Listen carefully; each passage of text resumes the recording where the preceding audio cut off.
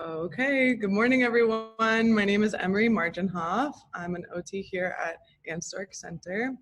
Today we'll be discussing sensory because this is typically a confusing topic a lot of the time for parents, people with sensory integration disorders, people who have difficulties with sensory, and it's kind of this topic that gets thrown around, and parents are always asking, what does this mean? What is this all about? So this is kind of just a big overview of sensory disorders, and sensory integration, and how we can use it with our children and ourselves.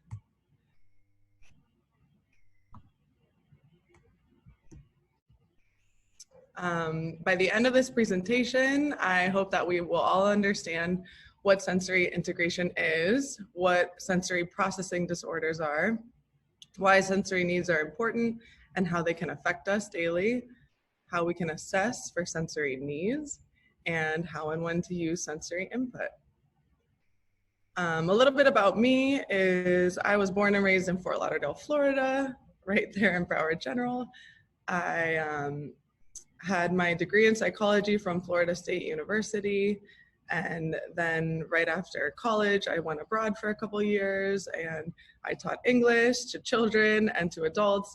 And I kind of realized that I didn't want to be an English teacher for the rest of my life, but I really liked working with people and working with kids and helping people. So when I returned, I went to Nova Southeastern University and I received my master's, not my bachelor's, in occupational therapy, and where I completed a 3-month rotation afterwards in acute care in a hospital and another one in pediatric outpatient center. And right after that, I started working here at Storck Center, and I've been here for a little over 2 years. I love my job. I get to see so many different types of people, and I get to help in so many different types of ways. We have a pediatric and adult outpatient program. We have school-based therapy, and we have the ICF facility, which is our intermediate care facility on site. And so we have adults living here on site 24 hours a day. So I work with a whole bunch of different types of people, and that's really cool. It's really amazing. And so an occupational therapist role. Occupational therapy, when people hear that I'm an occupational therapist, a lot of the time they think like, oh, you help people find jobs. And that's not exactly what it is. If you take the root of the word occupational, it's occupy. And really, it's anything that occupies your day-to-day. So something that could occupy your day-to-day would be brushing your teeth, washing your face, washing your hands. It could be your job, right? And occupational therapists can help people in their job roles, but as a whole, an occupational therapist is really someone who helps people across the lifespan participate in the way they want and need to do whatever they want to need or do through the use of therapeutic self. So we aim to support your health, well-being, participation through engagement in activities and co-occupations, which are shared activities. We also often help identify and address sensory integration and processing disorders or sensory sensitivities. And this is ranging from clients from birth, like in the NICU, all the way to hospice. We work with people from ages 0 to 100. So, and anyone can have a sensory disorder, have issues with sensory. So what is sensory integration? Sensory integration involves perceiving, modulating, organizing, and interpreting sensations in order to optimize occupational performance. That's a lot of big words. Basically, it's your sensory system is something that we use all day long in so many different ways. I'll get into the nitty gritty about what the different senses are because we all know the major 5, but our sensory system is used from the moment we wake up, also when we're sleeping. It helps us participate in our social emotional functioning. It helps us do physical and motor functioning, our communication. It involves cognitive functioning. Your sensory system is literally every single thing that you're interpreting through your body and your brain. and your senses throughout the day. So some deficits that can happen if you don't have a well-integrated sensory system could pose challenges in performing activities of daily living. It could hurt your development, your learning, your playing, working, socializing, and like the list goes on and on and on. So it's a really, really important thing to have working appropriately. A little history about sensory integration and who first kind of figured this out is in the 1970s, Dr. Jean Ayres first described sensory integration as the organization of the senses for use. So Dr. Ayres was an occupational therapist working with children in California. She focused on the like main three sensory systems that we often use in therapy, which would be our sense of touch, proprioception, and vestibular input, which we'll get into a little bit later on.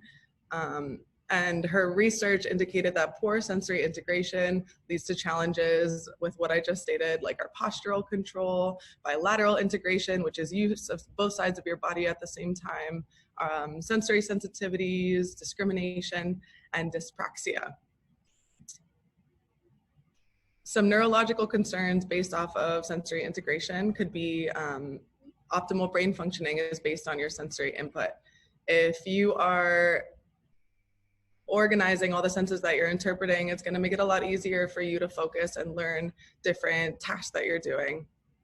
Lack of sensory input during different stages of development can really interrupt learning and cause behavioral disorders in the future. Those with typically developing central nervous systems adequately perceive and direct incoming sensory input without issue, and those with sensory disorders have a really difficult time creating an adaptive response to sensory input. So for example, what I mean by this is everyone kind of has a little bit of sensory problems, right? It's a little something that's really annoying to you maybe, or something, you know, you don't like the way lotion feels on your skin, or you don't like the way like tomatoes taste and the texture in your mouth, for example. Those are sensory kind of issues. For me personally, I cannot stand sounds, noises, so I have learned to use earplugs at nighttime because like the drop of a pin on the floor will wake me up, or my husband snoring will wake me up. So, or I move away from the person who's like crunching really loud next to my ear when I'm sitting like in a cafeteria or something, right? It like really drives me crazy. But I've learned as I've gotten older, ways to adapt. So ways to adapt my environment, ways to use tools so that it doesn't really drive me crazy, and I can sleep soundly. But for people who have sensory integration problems or sensory disorders and are unable to use these tools and need a little bit of help, this is where we come in as occupational therapists, and we can help assess and figure out, okay, what does this person really need? So this is just a kind of funny paper that my professor used in school. And basically it's two women sitting at lunch, and it says Nancy's son, Ben, is in preschool. And the woman on the left goes, so Ben has these sensory issues, clothes bother him. And the woman speaking on the right goes, oh, right, little guy likes to get naked. And then she says, it usually happens when he's anxious. Today I got a call from his teacher. And the woman on the right goes, and she says 2 words, fire drill. And then the friend goes, oi. So this is funny, right? This is a funny thing, but the thing that's not funny is that this is real, that I have seen kids go wild over, you know, their socks being too itchy and scream at the top of their lungs. And I've also seen a child start like vomiting over the sound of animal noises on a toy that he's playing with. There's some really extreme behaviors and sensory problems that come from like really simple things that these kids are going to come in contact with day to day, every day, just like a fire drill. You're never not going to have a fire drill if you're going to school. So it's a big thing to get addressed and to get help with. our sensory systems, we have learned throughout our lives, right, that we have 5 main sensory systems. So that would be our sight, our hearing, our taste, our smell, and touch. But there are 3 more systems that we've learned throughout, research, and especially occupational therapists in this realm figuring it out, and that would be our proprioception, which I'm going to go over in a little bit, our vestibular system, and interoception, which interoception is basically our ability to understand what and how the body is feeling. So whether you have this pain at the bottom of your belly and your stomach is growling and you think, oh, I need a snack, right? I'm hungry. Or you have some pressure in your pelvic floor and you're uncomfortable and you're irritable and you think, oh, I have to go to the bathroom, right? For our friends, especially our friends with autism, oftentimes it's really hard for them to decipher what they're feeling internally, why they're anxious, why they have butterflies if they're nervous about something, why when their stomach hurts, it means they need food. So it's a really big sensory system that we need to teach a lot of our kiddos with disabilities. And so that's what interoception is. A lot of the time in therapy sessions, we use something called the sensory triad, which is this combination of vestibular input, proprioceptive input, and tactile input. So these are 3 sensory systems that directly impact your arousal, your attention, your affect, and your actions. And what I mean by arousal specifically is, your energy level, basically. It's like how able are you to interpret the things that are going on outside of you right now? Are you really high arousal and you're like, oh my gosh, your body is like moving around, you're jittery.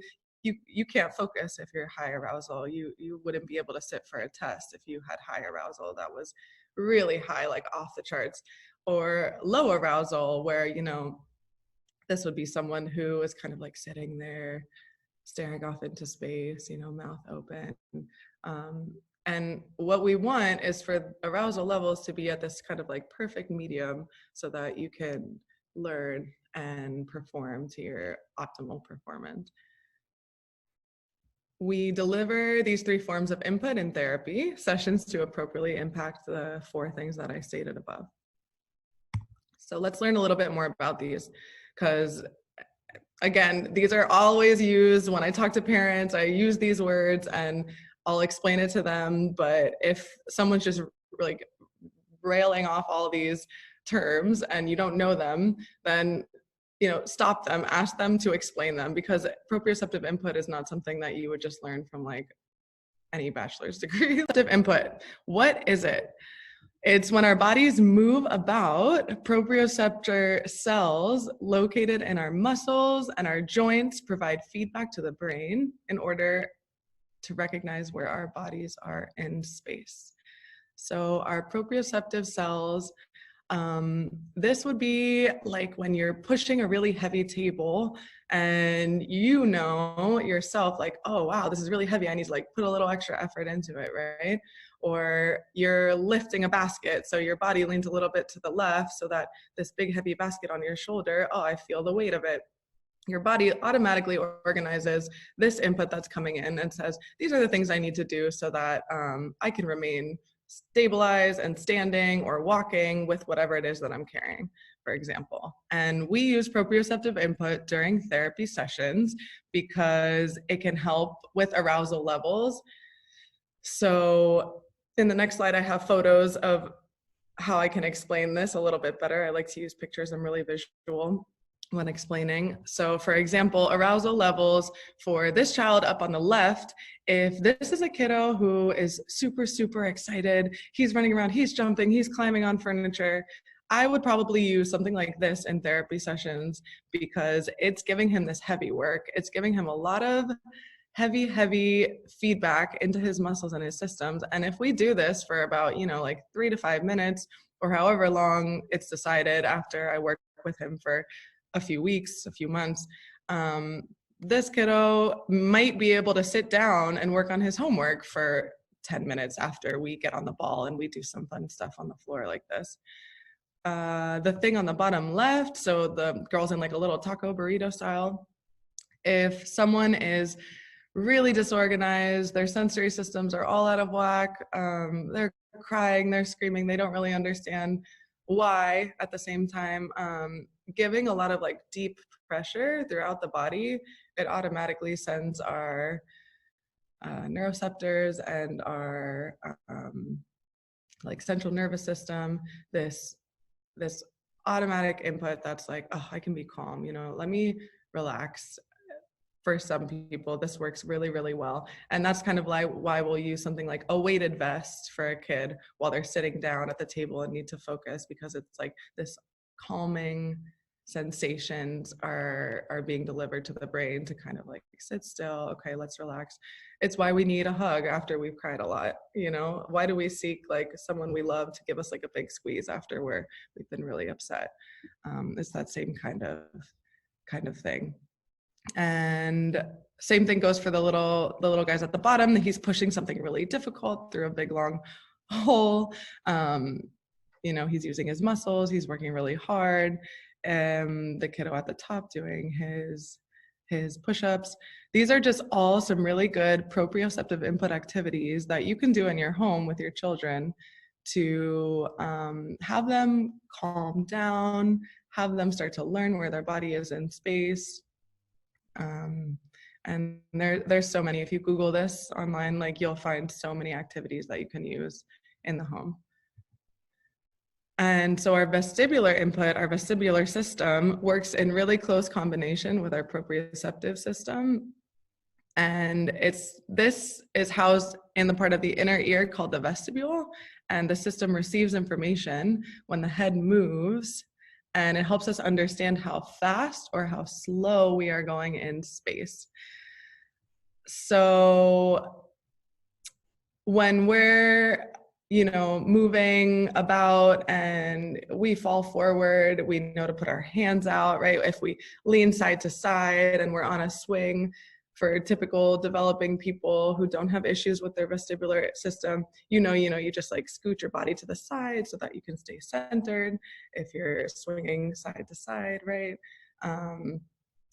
Or you know, when you're going up and down like a roller coaster, you can kind of like shift and like do the things you need to do so that it doesn't make you all disorganized and really overwhelmed. But for people who have issues with their vestibular system, their body awareness is all thrown off. They might be on a swing and get really, really upset or scared because they just can't understand like why this is happening. They might get really, really car sick a lot of the time. It's just not integrated well enough in their body for their body to be comfortable with vestibular motions. So we use vestibular input during therapy sessions to improve our balance, our postural control, our spatial orientation, our muscle tone, alertness, and our eye movements. So what are some examples of these? Here are some vestibular tools. So like I said, a swing, bouncing up and down, going down a slide, rocking forward and backwards. And really vestibular tools can be utilized for either increasing arousal. So like spinning is going to make you, whoa, super alert, right? You're going to increase arousal. These are for our guys who need a little bit of like oomph added to them so that they can sit down and focus. But for someone who's really heightened arousal and bouncing off the walls, I might use something like a rocking chair, because we've learned that really slow linear movement, forwards and backwards, side to side, just like with a rocking baby, it helps calm and kind of relax our arousal levels. So these are just a few. Again, if you look up on Google, different vestibular tools, there's a ton. There's a million on the playground if you go outside right now. Tactile input is the third of the sensory triad, and this is one we all know pretty well. Our skin is receiving and sending information to the brain about our touch, right? Different kinds of touch. And there's 3 main types of touch that we receive, and that would be either pain, temperature, or vibration. And we use tactile input during therapy sessions, again, for arousal levels, for body awareness, and for our processing. Some examples of tactile activities that we use. So you'll see a lot of like sensory boxes and tactile boxes that the kids will rummage through during therapy sessions. We'll use shaving cream sometimes. We'll use sand, kinetic sand. And a lot of this is because if a child is unable to process this easily, these type of tactile senses, or if it really upsets them when they get shaving cream on their body or they get sand on their hands, that interrupts their wellness of living. That they can't go to the beach and have a good time, right? Or they can't scrub their hands or wash their hands with soap if they really hate that texture. And so we use this as a tool to help slowly but surely get more used to being around these things, touching these things, having them feel normal. If it can go, it's kind of like exposure therapy a lot of the time, where we're using these activities to make it more normalized and integrate within their brain and their body, so that, okay, this thing, it's not harmful, it's okay to touch it. It also helps calm a lot of children to use tactile activities. So if someone's really, really, again, bouncing off the walls in classroom, and we give them some kinetic sand to kind of like sift through and pull through and push through, it can help lower their arousal and focus better. Now we're getting into sensory processing disorders. And so this is an umbrella term about with all these other categories and subtypes within the categories, because this is a little bit of a like doozy. And I'm going to give you this overview.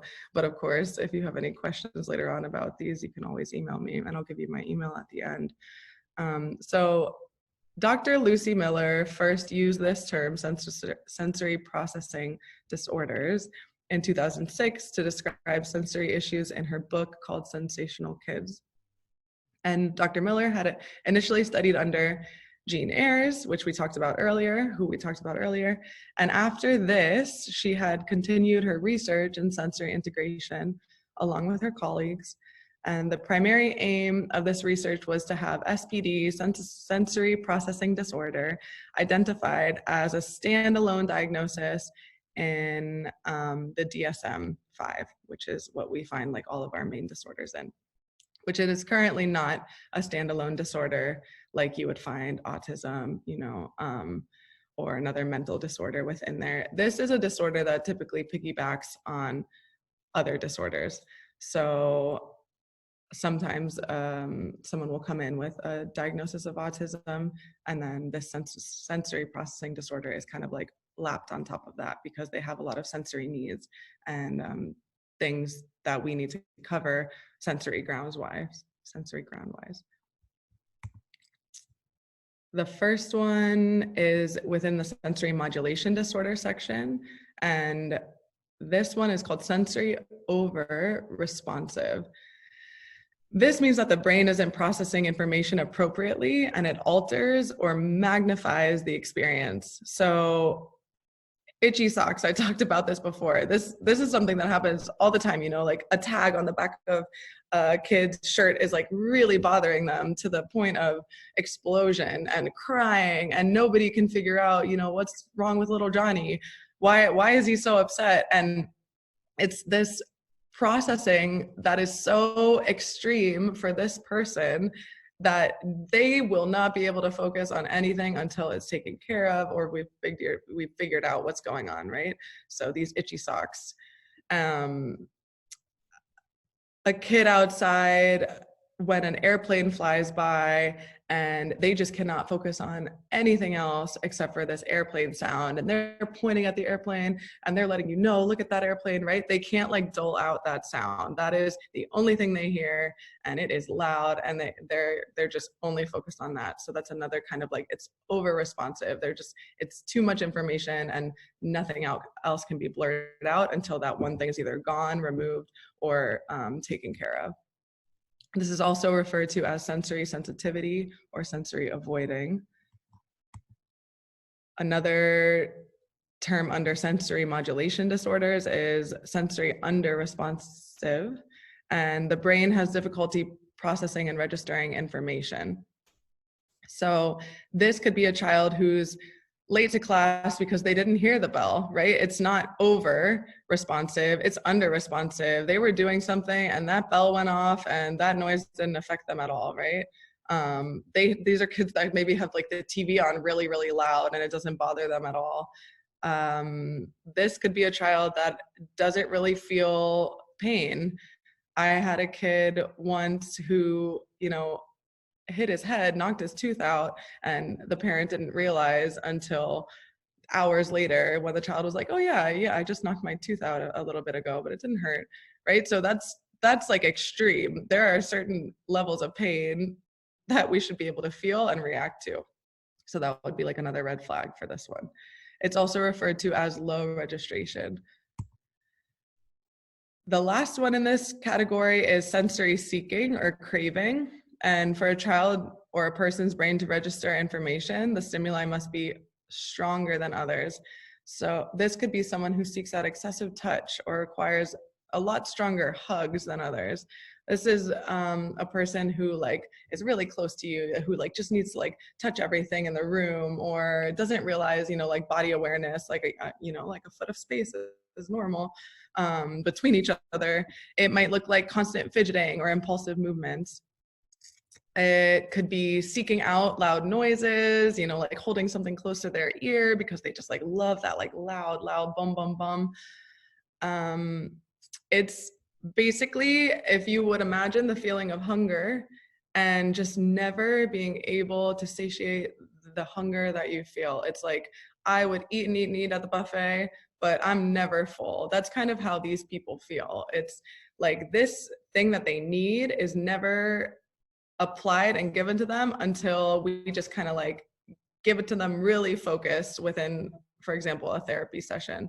So a kid that's like mouthing something, chewing on stuff, we would give them a chewy toy so that they can like constantly be like chewing until they're satisfied, until they're satiated. Because if they're going to pick something up and put it in their mouth, whoever is around them, right, it's going to take it out and be like, don't chew that, right? But they need it. It's not just that they're being disruptive or seeking attention. A lot of the time it's this need that if we don't give it to them, then it will continue and dysregulate forever. And something like that with a chewy toy, they're chewing. All right, it's calmed in the system.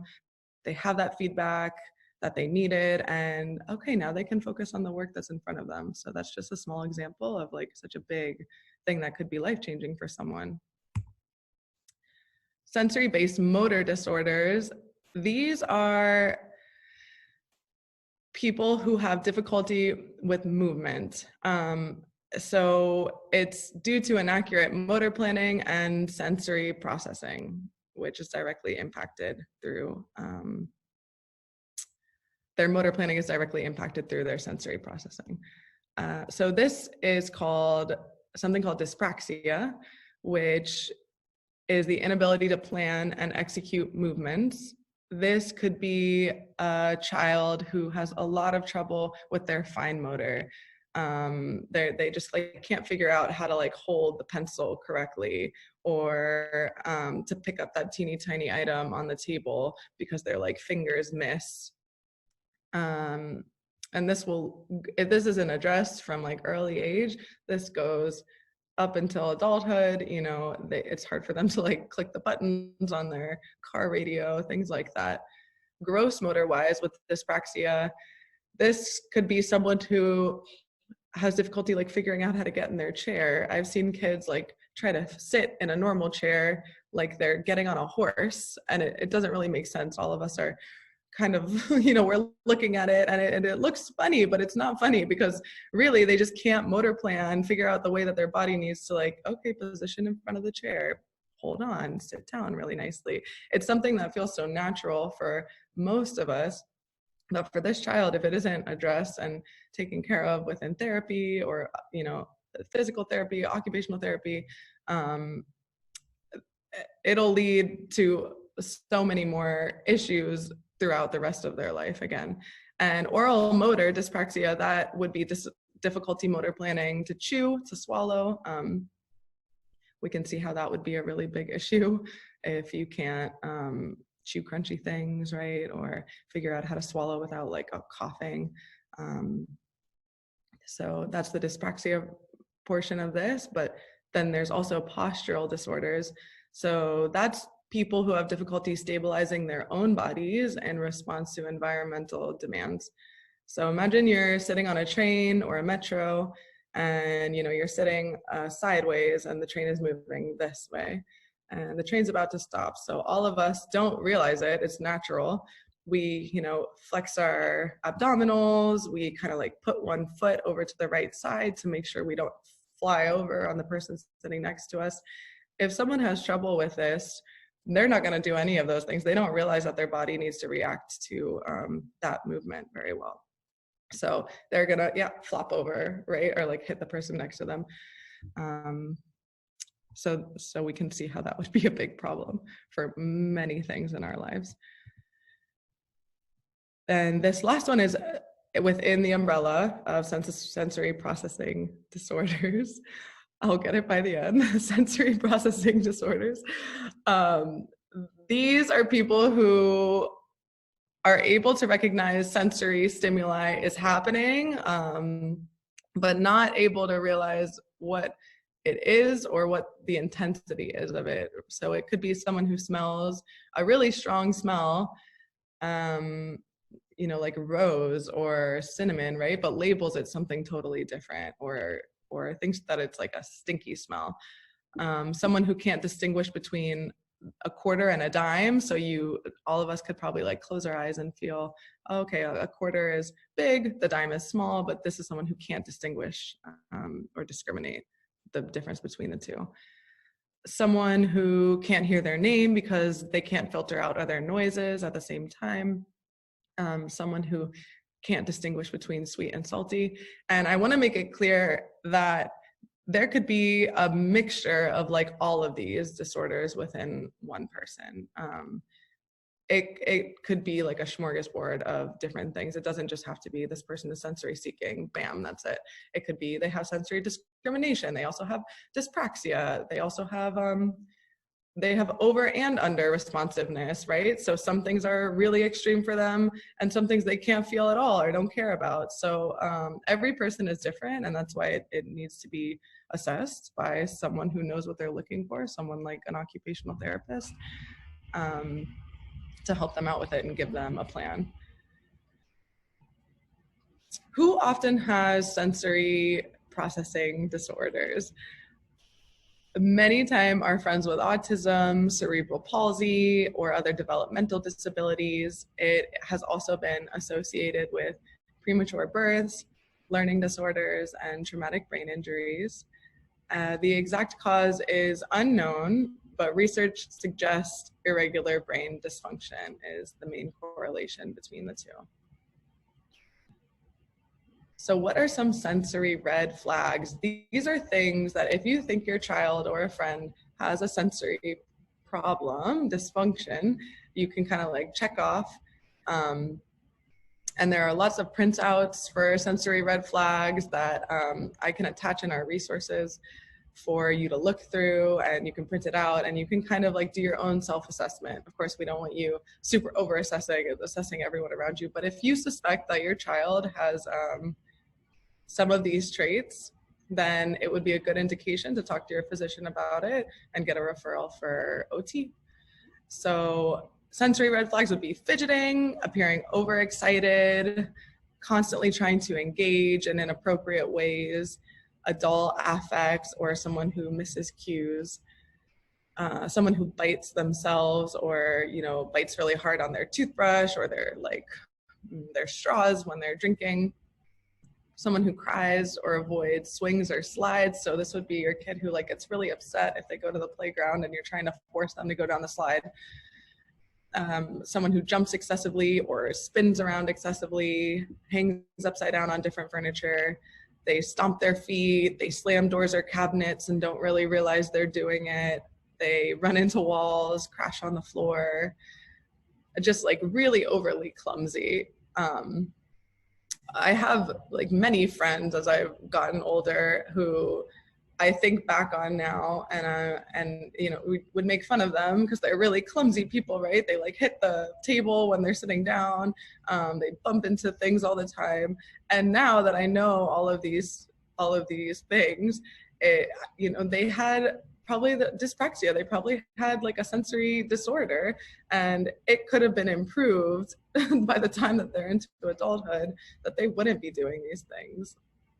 So for our friends that always get bruises and think that they're just clumsy, it might not just be clumsiness. And someone who is really sensitive to light or sound. That's another one. So how do we as therapists assess sensory issues? I will observe every child when they come in for an evaluation.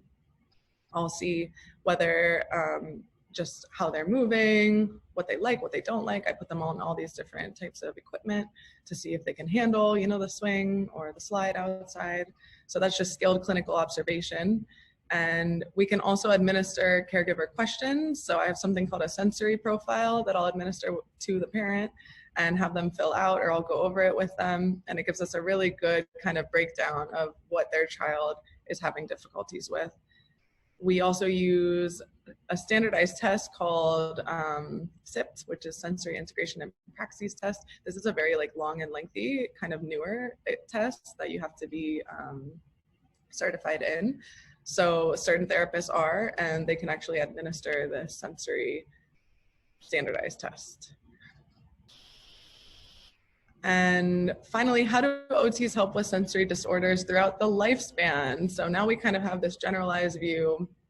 We know that we can help from like 0 to 100 ages, but specifically for infants and toddlers, OTs can discover motor and sensory difficulties with and help with self-regulation. So babies having trouble sleeping, self-soothing, alertness levels, also with their motor development and their adaptive behavior.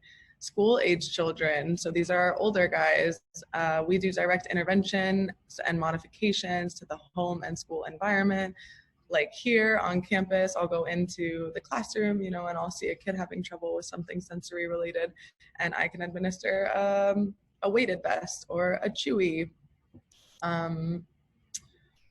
I'm constantly trying new things with children, and that's not to say that everything works right away, but there is this kind of sweet spot where you can finally figure out what is going to help a child for the rest of their educational career, right? Or like the rest of their lives, that once it's figured out, it's like an amazing change in their behaviors.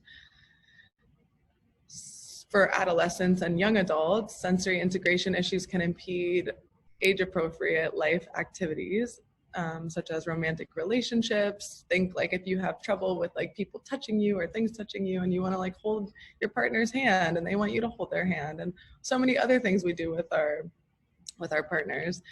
It can impede learning how to drive. If you don't know where your body is in space and you have a hard time, you know, like grabbing your cup without flopping it over, how are you supposed to do brakes, shift change, wheel, you know, put all these things together? It's going to be really hard for that teenager to learn how to drive a car. Making vocational decisions, and the list goes on and on. So we use interventions to address these issues and provide accommodations to facilitate improvements in these areas.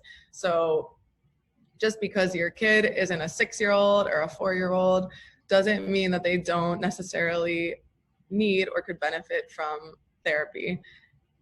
If your 15-year-old is having problems in any of these areas, and it never hurts to get an assessment and to see if something could really help improve their life for the rest of their life. So I would highly suggest, if any of this sounds like your child, to discuss it with your physician and get a referral.